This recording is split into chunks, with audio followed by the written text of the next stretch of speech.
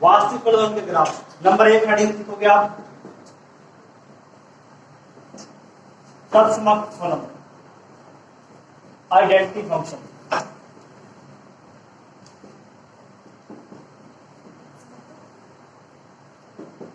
Identity function तत्समक फलन, ठीक है। इस प्रकार का फलन है एफ एक्स बराबर एक्स। एफ एक्स बराबर एक्स, इस फलन को कहते हैं हम आइडेंटिटी फंक्शन यानी कि तत्समक फलन। एफ एक्स बराबर एक्स तत्समक फलन कहते हैं। इसमें क्या है, जो हम एक्स का मान लिखेंगे वही इसका आंसर होगा। जैसे हम एक्स का मान 1 लिख दें, आंसर क्या आएगा 2 रख दें एक्स की वैल्यू 2, ठीक है। पहले हम इसकी सारणी बनाएंगे, सारणी से ग्राफ बनाना बिल्कुल आसान हो जाएगा। जैसे आपने 10th क्लास में बनाए थे ना, समीकरण से ग्राफ बनाए थे, बिल्कुल उसी प्रकार है। एफ एक्स का मतलब है वाई, एफ एक्स का मतलब वाई का मान है।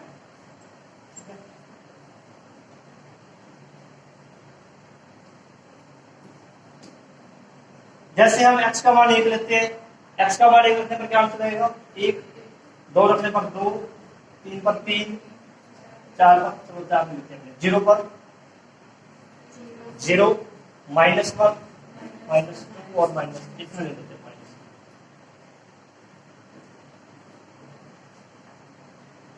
पॉइंटों में भी ले सकते हैं हम। अगर हम x का मान 1.1 लेते हैं तो फलन का मान 1.1 आ जाएगा। अगर हम x का मान √2 लेते हैं, √2 भी ले सकते हैं, फलन का मान क्या आ जाएगा √2 जाएगा। यानी जो हम x का मान लिखेंगे वही इसका आंसर आएगा। प्रत्येक वास्तविक संख्या के लिए फलन का मान वास्तविक आ रहा है, ये वास्तविक मान फलन है।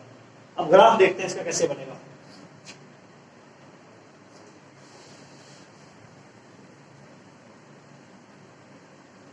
वन टू थ्री -1 -2 -2 ये बराबर बराबर दूरी पर लेने आपको बिंदु 1 2 और 3 -1 -2 ये 0 पर 0 है, 1 पर 1, 2 पर क्या है 2 है, 3 पर 3 है, -1 पर -1, -2 पर -2, -3 पर -3। आप इनको मिलाओगे एक सीधी रेखा बनेगी बिल्कुल इस प्रकार, ये इसका ग्राफ बन जाएगा।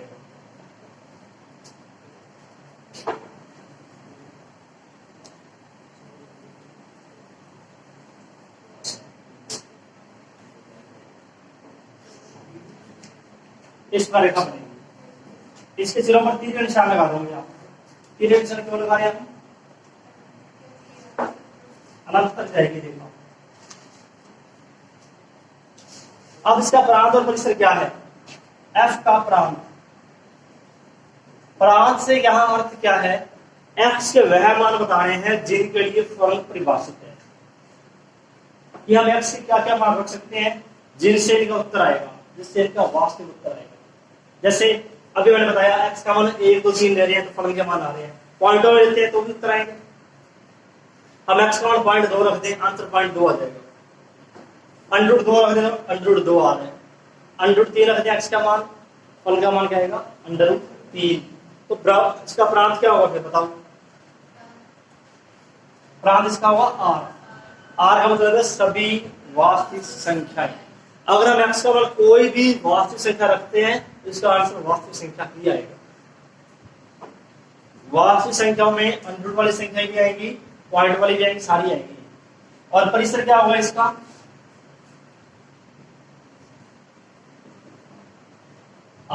जो हम मान लिखेंगे वही इसका आंसर आएगा। r में से मान रखेंगे, उत्तर किसमें से आएगा? r में उत्तर आएगा।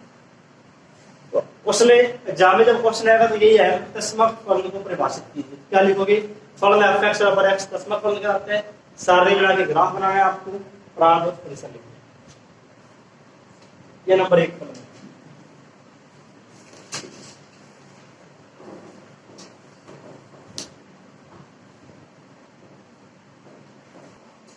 नंबर 2 लिखो आप अचर फलन, constant function f x equal to k, क्या यहाँ पर कोई भी अचर संख्या है,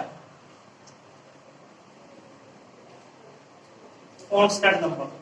ये संख्या धनात्मक भी हो सकती है, ऋणात्मक भी हो सकती है। जैसे हम k का मान 1 रख दें, 2 या 3 कोई भी संख्या है। अब देखो इसमें सारणी कैसे बनेगी पहले तो इसकी,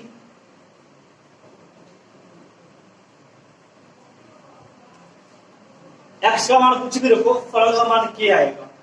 x का मान 1 रखते हैं, बराबर में क्या है k। x का मान 1 रखने पर क्या आएगा, 2 रखने पर k, 1 पर k, 0 रखने पर k, -1 पर k। ग्राफ अब k यहाँ पर कौन सी संख्या हो सकती है, मान लो कि कोई भी संख्या, जैसे 2 और 3 यहाँ लिख देते हैं, ये संख्या k है। ग्राफ देखो ध्यान से, मान लेते हैं संख्या k यहाँ पर है y अक्ष पर। अब जब x का मान 0 है तो y का मान क्या है, 1 रखने पर भी k, 2 पर भी k है, 3 पर भी k है, -1 पर भी k है। तो रेखा ग्राफ कैसे बनेगी, इस प्रकार की सीधी रेखा बनेगी, इसमें से हो जाएगी ये ग्राफ है, यानी कि x अक्ष के समांतर रेखा होगी जो उस बिंदु k से गुजरती है। अब इसका प्रांत और परिसर क्या है,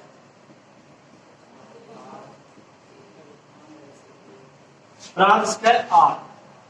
x का मान कोई भी वास्तविक संख्या लेंगे, सभी के लिए इसका आंसर आ रहा है। और क्या आंसर आ रहा है, एक ही आंसर आ रहा है सभी का, k। परिसर क्या है इसका, k एक संख्या है, तो ब्रैकेट में लिखी जाएगी संख्या है यहाँ पर। जैसे हमें ये दे दिया जाए f(x) बराबर 5 है, तो परिसर क्या रहेगा इसका, इसका परिसर आएगा 5। x के प्रत्येक मान के लिए फलन मान 5 ही है, ठीक है। ग्राफ बनाओ इसका फटाफट।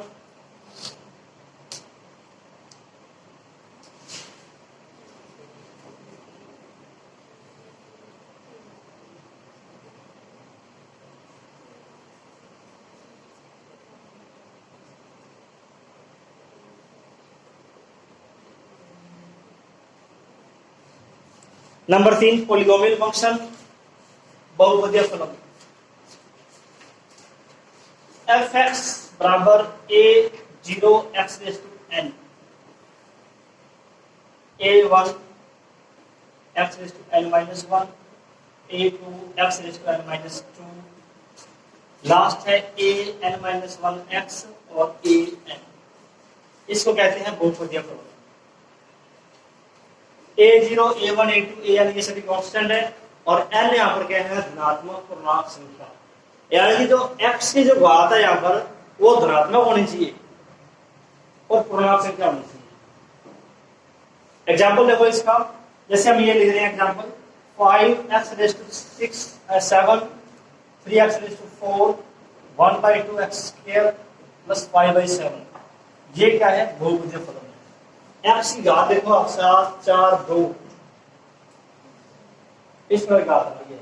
अगर यहाँ हम किसी की घात इस प्रकार लिखते हैं, जैसे f(x) बराबर लिखते हैं 3x रेज़ टू 5/2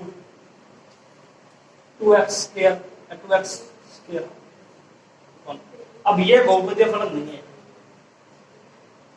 क्यों नहीं है, तो उसकी घात बटे में आ रही है 5/2 है, ये बहुपदीय फलन नहीं है। और एग्जाम्पल f(x) बराबर आपको दे दिया 3x raise to 2 plus 5x plus 7/x square. ये नंबर 3, ये भी बहुपदीय फलन नहीं है। तो 7/x स्क्वायर है, इसको आप इस प्रकार लिखोगे 7x रेज़ टू -2, घात माइनस में आएगी तो ये बहुपदीय फलन नहीं है। प्रत्येक पद में x की जो घात है वो धनात्मक होनी चाहिए, वो पूर्णांक संख्या होनी चाहिए, धनात्मक पूर्णांक संख्या प्रत्येक पद में। प्रत्येक पद में अगर x की घात धनात्मक पूर्णांक संख्या है तो उसे हम कहेंगे बहुपदीय फलन, ठीक है। एक बार सिर्फ फलन नोट करेंगे बहुपदीय फलन में a0 a1 a2 an सभी क्या है, वास्तविक संख्याएं।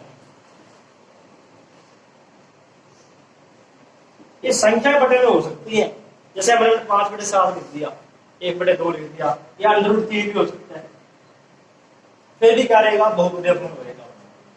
ये बहुपदीय फलन नहीं है।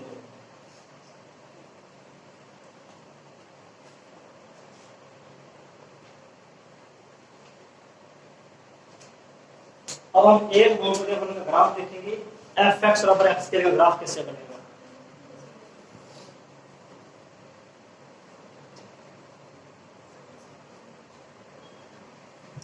उदाहरण ले रहे हैं इसका एक, एफ एक्स बराबर एक्स स्क्वायर। तो पहले हमने क्या बनाया था स्टार्टिंग में, एफ एक्स बराबर एक्स, ये भी बहुपदीय फलन है, दशमक फलन है, ये बहुपदीय फलन भी एक्स की घात है। अब ये एक्स की द्विघात है, इसको वर्ग फलन भी कहते हैं, स्क्वायर फंक्शन, क्योंकि वर्ग आ रहा है इसमें। तो इसको पहले सामने बना लेते हैं इसकी, और फिर ग्राफ बनाएंगे।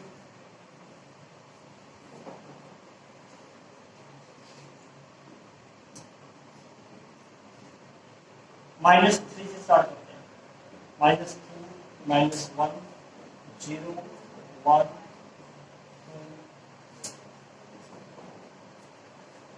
अब देखो x का मान -3 रखते हैं यहाँ पर, -3 का स्क्वायर,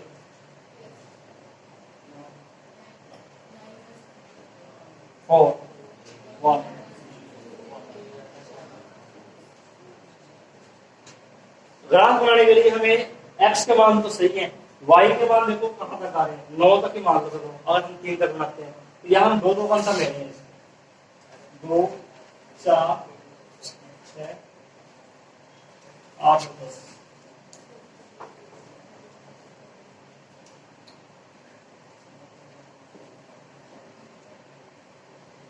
अब -3 पर 9 है, 9 यहाँ आएगा बीच में, -2 पर 4,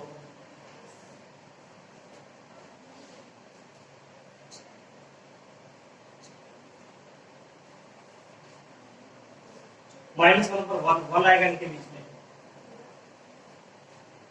-1 पर 1, 0 पर 0, 1 पर फिर 1, 2 पर 4, 3 पर 9,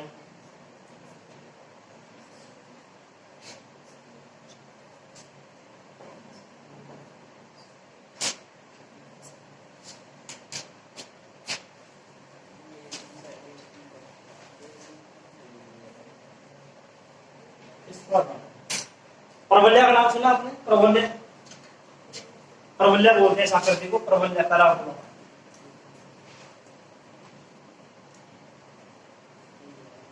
पैराबोला का शेप है ये, प्रबल्य का शेप है ये आपका फिजिक्स में भी आएगा और मैथ में पूरा चैप्टर आएगा इस पर, इस आकृति को प्रबल्य बोलते हैं, पैराबोला। हाँ, इसका प्रांत और परिसर रहेगा भाई, प्रांत इसका है आर, परिसर बताओ।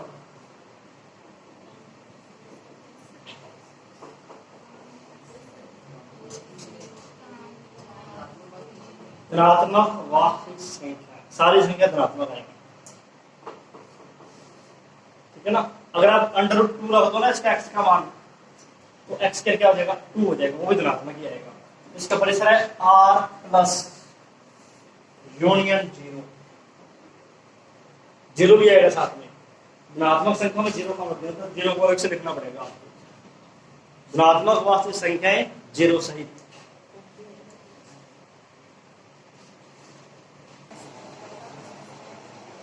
नंबर 3, इसी में सेकंड टाइप है, F X equal to X cube, इसको बोलते हैं क्यूबिक फंक्शन।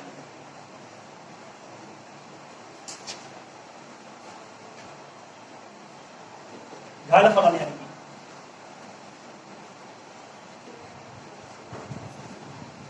पावर 3 है इसमें।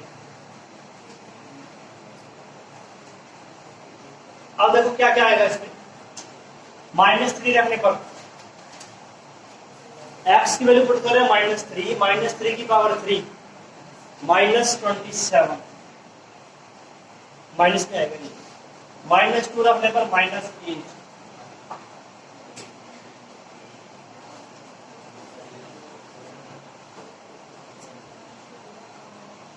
ग्राफ देखो इसका,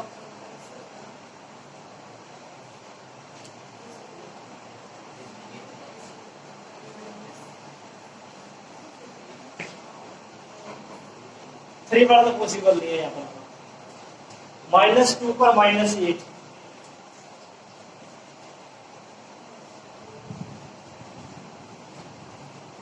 -2 पर आएगा -1,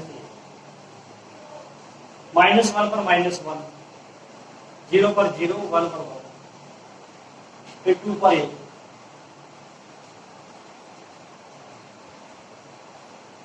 ग्राफ देखो कैसे बनेगा ये।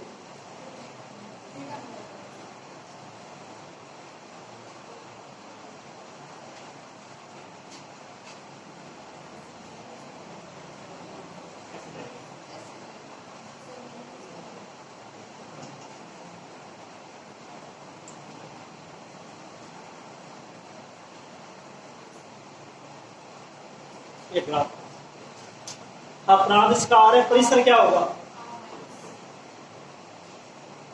परिसर क्यों नेगेटिव पॉजिटिव तो आ रहे आ रही होगा। ऑल रियल नंबर परिसर इसका है सभी वास्तविक संख्या।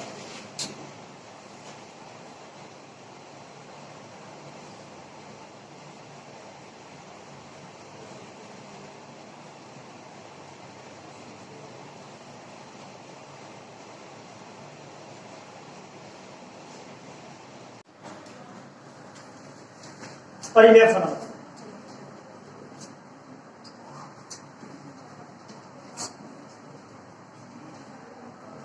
Rational function. जैसे परिमेय संख्या होती है, परिमेय संख्या 5/7, ये परिमेय संख्या है, क्या है? 1/3।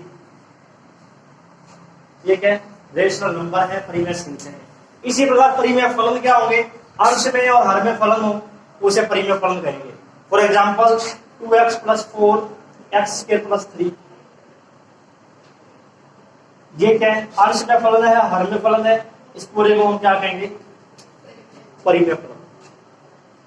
लेकिन ये बहुपदीय फलन होने चाहिए। बहुपदीय फलन का अपने पहले देख चुके हैं, यानी फलन इस प्रकार का होना चाहिए कि x की जो घात है धनात्मक पूर्णांक संख्या हो।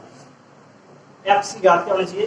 धनात्मक पूर्णांक। अगर हमें यहाँ √x दिया हुआ है तब ये परिमेय फलन नहीं है, क्योंकि ये बहुपदीय फलन नहीं है, इसलिए पूरा परिमेय फलन नहीं है। ठीक है ना? अगर हम यहाँ लिख दें 1/x लिख दें, यहां से मैंने अंडर हटा दिया, अभी भी क्या है? ये परिमेय फलन नहीं है। लेकिन अगर हम यहाँ लघुत्तम ले लें x ऊपर गुणा हो जाएगा लघुत्तम लेने के बाद, तब ये परिमेय फलन बन जाएगा। फिलहाल ये परिमेय फलन नहीं है। क्या परिभाषा है परिमेय फलन की? px से लिखेंगे इसको fx/gx। यदि fx और gx बहुपदीय फलन है तो px = fx/gx परिमेय फलन कहलाता है। ये परिभाषा लिखनी है। यदि fx तथा gx बहुपदीय फलन है, बहुपद फलन है, बहुपदीय फलन है,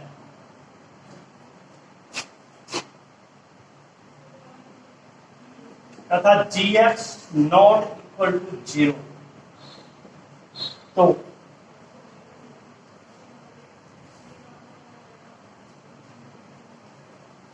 px = fx/gx बहुपदीय क्या कहलाएगा? परिमेय फलन कहलाएगा, रेशनल फंक्शन।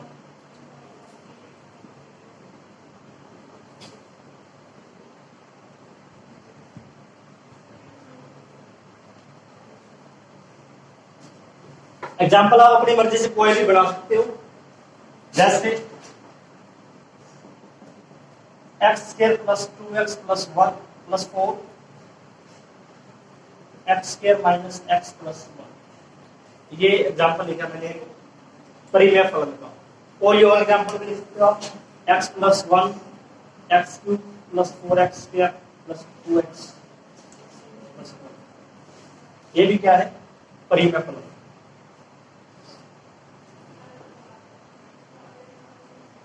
परिमेय फलन के दो प्रकार होते हैं, ये आपके आगे +2 में आएंगे, 12वीं क्लास में। परिमेय फलन के दो प्रकार होते हैं।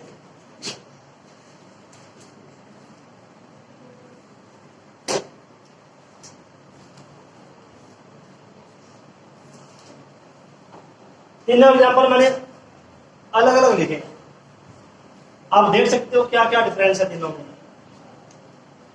तीनों एग्जाम्पल में डिफरेंस है कोई ना कोई। पहले एग्जाम्पल में अंश और हर की अधिकतम घात बराबर है, दूसरे एग्जाम्पल में अंश की घात 1 है, हर की घात 3 है। इसमें अंश की घात 3 है, हर की घात 2 है। तो मैंने आपको बताया कि परिमेय फलन के दो प्रकार होते हैं, तो दो प्रकार इन तीनों एग्जाम्पल में आएंगे, जिसमें अंश की घात कम है हर की घात से, इसे कहते हैं उचित परिमेय फलन। यदि अंश की घात हर की घात से कम होनी चाहिए सिर्फ, तो वह उचित परिमेय फलन है। और जिनमें घात बराबर है या जिनमें अंश की घात हर की घात से ज्यादा है, इन दोनों को इसे हम कहेंगे विषम परिमेय फलन। तो हम विषम कहें इसको, या हम कहेंगे अनुचित।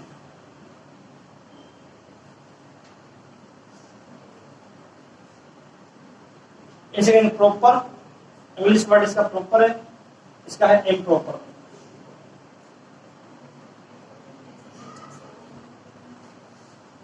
अब नहीं, दो एग्जाम्पल एक साथ लिख लेना, ठीक रहेगा। वैसे मैंने थोड़ा यह इम्प्रॉपर रेशनल फंक्शन, विषम या अनुचित परिमेय फलन, और यह है उचित परिमेय फलन यानी कि प्रॉपर रेशनल फंक्शन। बाकी आप इसके बारे में ज्यादा जानकारी प्लस 2 में मिलेगी आपको। इन दोनों को हम उचित में बदल सकते हैं। विषम परिमेय फलन को उचित परिमेय फलन में बदल सकते हैं। कैसे? अंश में हर का भाग देकर। यह 3 घात है, यहाँ 2 घात है, तो हर का भाग जाएगा अंश में। भाग देने पर क्या लिखोगे? यहाँ तो लिखोगे भागफल प्लस शेषफल बटे में भाजक। यहाँ क्या आएगा? भागफल, यहाँ आएगा शेषफल और भाग में भाजक। ये जो आएगा ना आपके पास भाग देने के बाद, ये आपका क्या होगा? उचित परिमेय फलन। इसको वजह इतने करते हैं, बाकी अब हमें एक सिंपल सा उदाहरण लेना है।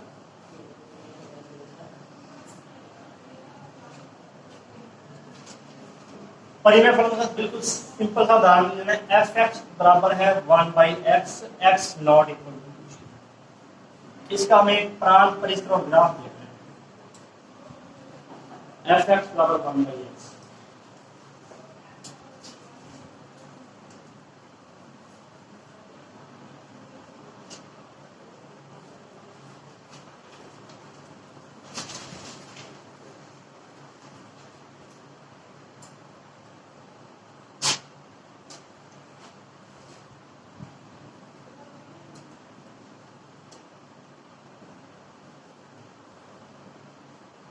जीरो तो हम रख नहीं सकते यहाँ पर, क्यों नहीं रखेंगे?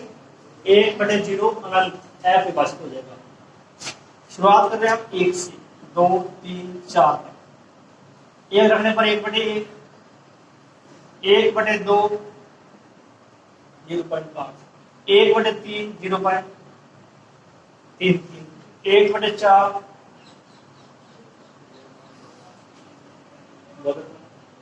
अब पॉइंटों में रखते हैं, जैसे 0.5 रखते हैं, 0.2 रखते हैं।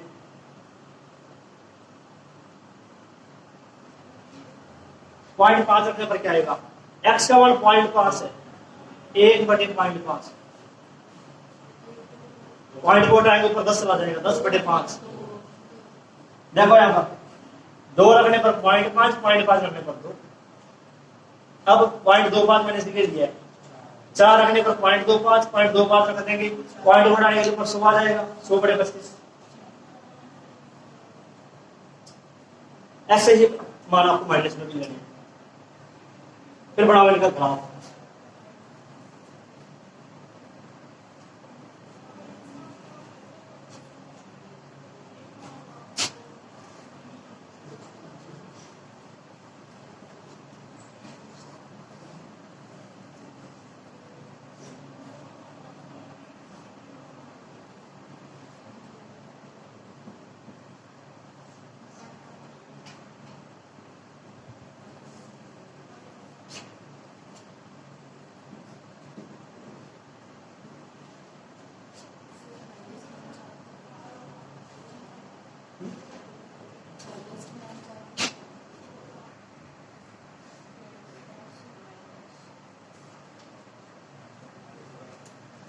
एक पर एक,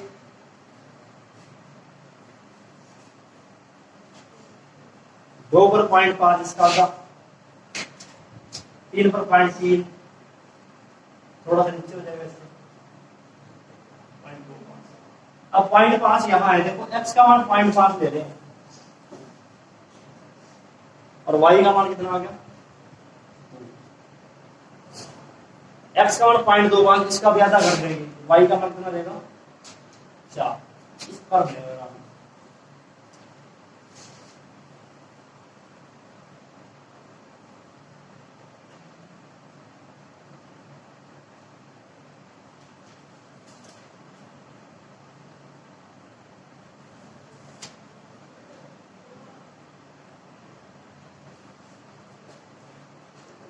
माइनस वाला भी बना होगा इसी प्रकार,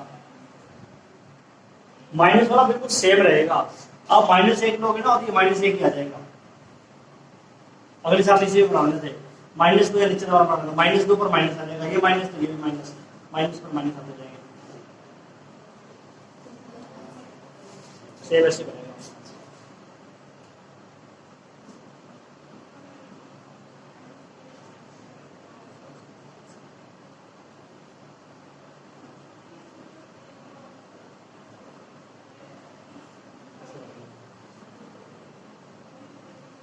प्रांत मिश्र क्या होगा इसका, प्रांत और परिसर, प्रांत क्या होगा इसका r-0, जीरो नहीं रख सकते यहाँ पर, r से 0 छोड़कर हम इसको r0 भी लिख सकते हैं। r0 का मतलब है अशून्य वास्तविक संख्या, नॉन जीरो रियल नंबर्स, या आप इसको इस तरह लिख दो r-0, और परिसर भी इसका यही रहेगा।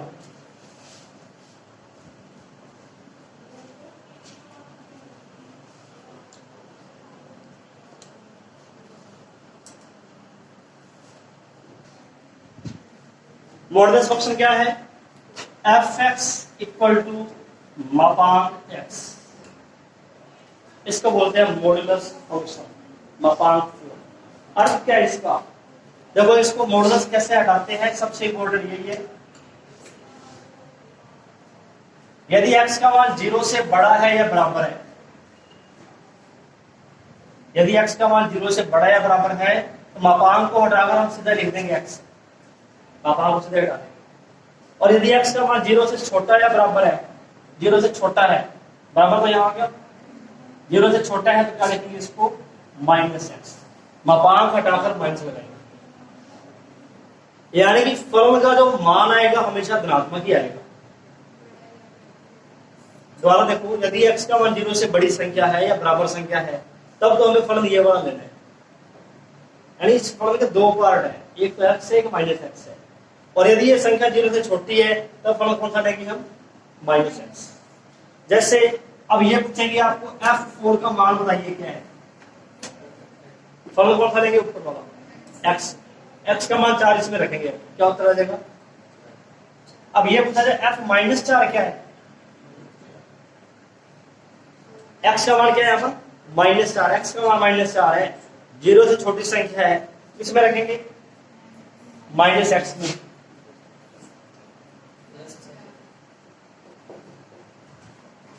जो संख्या 0 से छोटी है वो इसमें रखनी है आपको, और जो 0 से बड़ी है वो इसमें रखनी है, ये है मापांक। उत्तर हमेशा पॉजिटिव ही आएगा इसका। अब इसके सामने बनाते हैं,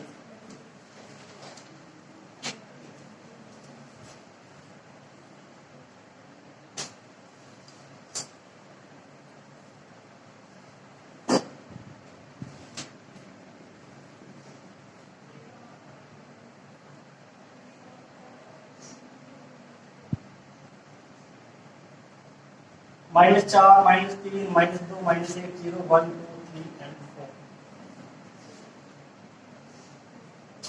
-4 रखने पर क्या आया था -3, इसी में रखेंगे नीचे वाले में, यानी इधर वाले फलन में हमें x का मान का लेना है आपको, f(x) लेना है आपको -x, और 0 से आगे वाले में क्या लेना है आपको, x फलन कौन सा लेना है f(x) -3 इसमें रखेंगे, +3, 2, 1, 0, 1, 2, 3, ये बनाओ सारणी फटाफट, उसके बाद इसका ग्राफ बनाओ। 0 पर 0, 1 पर 1, 2, 3,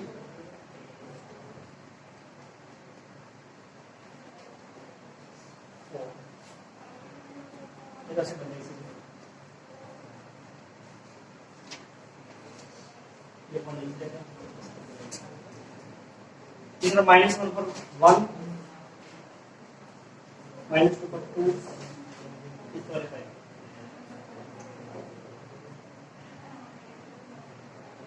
अब इसकी बात करते हैं प्रांत और परिसर की। डोमेन क्या होगा इसका? Domain and range. प्रांत और परिसर। प्रांत इसका है R, हम इसमें x की कोई भी वैल्यू पुट कर सकते हैं। 1.1 रखेंगे ना यहाँ पर, हम जैसे 1 लिया तो 1 आ गया, 1.1 देंगे तो 1.1 आ जाएगा, 1.5 लेंगे तो 1.5, कोई भी वैल्यू रखेंगे वही आ जाएगी। लेकिन माइनस में जब रखेंगे प्लस की हो जाएगी। तो परिसर फिर क्या होगा इसका? धनात्मक वास्तविक संख्याएं 0 सहित R plus union 0। Most important function है एग्जाम के लिए। मापांक फलन, एक और आएगा महत्तम पूर्णांक फलन, और एक है चिन्हक फलन। 3 फलन मोस्ट इंपोर्टेंट है, उनमें से फर्स्ट है।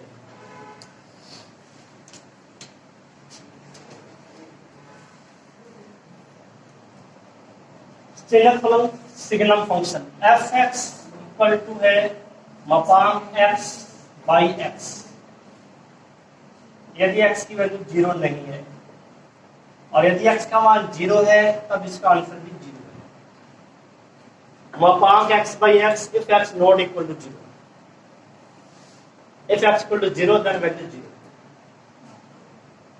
इसको ध्यान से समझो, अभी पूरा नहीं, इसको मापांक को हटाना है हमने। मापांक कैसे हटाएंगे? अभी आपने मापांक फलन में देखा है, मापांक फलन की 2 कंडीशन थी। x यदि x का मान 0 से बड़ा है या बराबर है, -x यदि x का मान 0 से छोटा है या छोटा है। तो बराबर का तो हमें अलग से दे दिया, 0 के बराबर नहीं है, या तो 0 से बड़ा होगा या 0 से छोटा होगा। यदि x का मान 0 से बड़ा है तब मापांक x को हम क्या लिखेंगे? Only x। इसके हम 2 पार्ट कर रहे हैं, 0 के बराबर नहीं है, 0 से बड़ा होगा या 0 से छोटा होगा। और यदि 0 से छोटा है तो मापांक x को लिखेंगे हम -x, और 0 के बराबर है तो 0। अब आगे और देखो, इसमें क्या आंसर है इसका? 1 -1 0।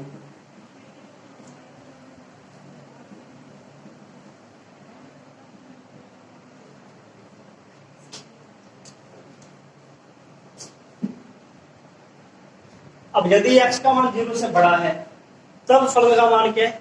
1 है। 0 से छोटा है तो -1 है, 0 के बराबर है तो 0 है। 0 से बड़ा होने पर 1 है, इस बात को विशेष ध्यान रखना। 0 से बड़ा है तो 1 है, 0.1 रख देंगे, क्या आंसर आएगा? 1 आएगा। 0.01 रख देंगे तो भी 1 ही आएगा। 0 रखने पर क्या हो जाएगा? 0। 0 पर 0 हो गया। अब देखो, जैसे -4 ले रहे हैं, 0 से छोटा है, क्या उत्तर आएगा? -1। इन सभी में -1 है। 0 पर क्या हो गया? 0 से बड़ी संख्या, बढ़ाओ ग्राफ इसका, फटाफट ग्राफ बना रहे हैं इसका। 1 पर 1, 2 पर 1, 3 पर 1, 4 पर 1, 0 पर 0, -1 पर 1, -1, -2 पर भी -1, -3 पर भी -1। यहां तक तो आपने मिला दिया, सही है ये। इधर आपने ये मिला दिया, ये भी सही है। लेकिन यहां अच्छा कैसे मिला सकते हो आप इसको? मैंने अभी आपको यही बताया था, 0.1 पर क्या वैल्यू आएगी? मैंने आपने पूछा था ना अभी, x का मान 0 से बड़ा है तो फलन का मान 1 है। 0.1 पर क्या आएगा? 1, 0.1 पर 1, 0.5 पर क्या आएगा, 0.1 पर, 0.01 पर 1, 0 पर 0 हो गया।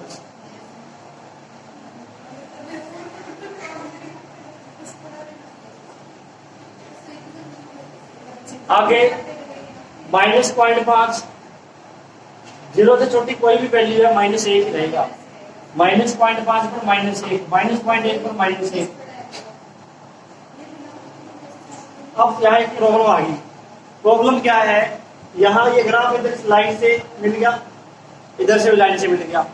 अब ग्राफ से अगर ये पूछा जाए, ग्राफ देखकर आपको ये बताना है कि 0 पर वैल्यू क्या है, इसको छोड़ दो आप, ग्राफ देखकर बताना है कि 0 पर क्या वैल्यू है। 0 पर हमें ये लग रहा है वैल्यू 0 भी है इसकी, 1 भी है, -1 भी है, जबकि 0 पर सिर्फ वैल्यू 0 ही है इसकी। डिफरेंस करने के लिए क्या करेंगे हम, 0 पर यहाँ बनाएंगे ब्लैक सर्कल। इसका मतलब क्या हुआ कि 0 पर इसकी वैल्यू 1 नहीं है, ना ही 0 पर इसकी वैल्यू -1 है। सही वैल्यू कौन सी, 0 पर 0, इसको हम करेंगे डार्क।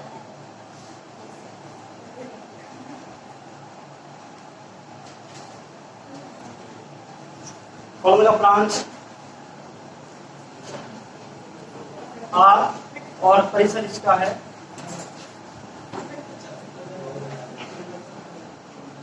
अब हमारा रहेगा एक मोस्ट इंपॉर्टेंट महत्वपूर्ण, वो करेंगे नेक्स्ट पार्ट में।